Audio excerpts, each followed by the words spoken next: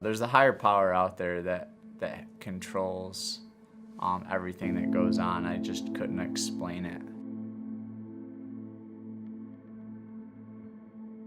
About 2008, I was in a really bad motorcycle accident.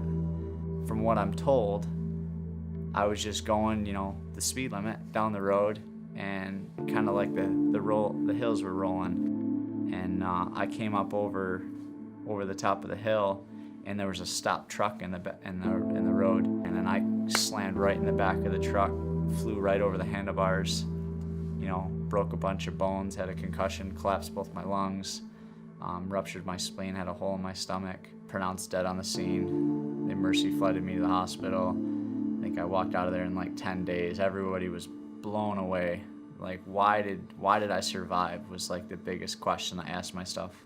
When I met my now wife, her sister was battling cancer for years, and we got to get to know each other.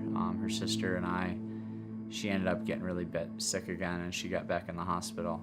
She ended up passing. I think she was around the age of 19. I felt in some sense that right then and all the time before that, why was I kept alive in my tragic incident years ago? And with her sister's passing, it was like, I was there for support. That's what I was there for, just to do anything that I could to help the family out, help Val out. And it was some kind of clear, path.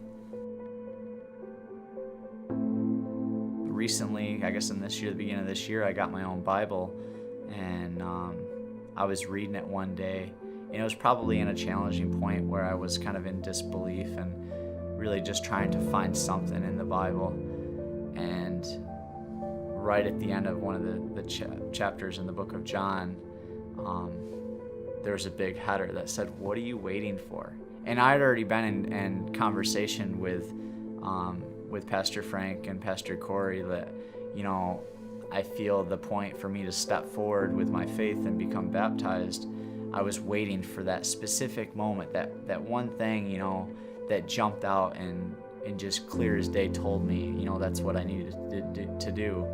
And then I read that, and I was like, you gotta be kidding me.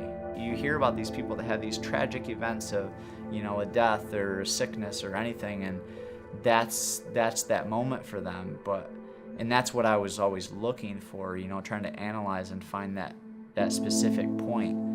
And then when I came down to the simple fact of, it says it right in the text, just read the book. And it was, talking about, a man that was looking for help. He needed somebody to pick him up and put him into the water. And God says, just get up and walk.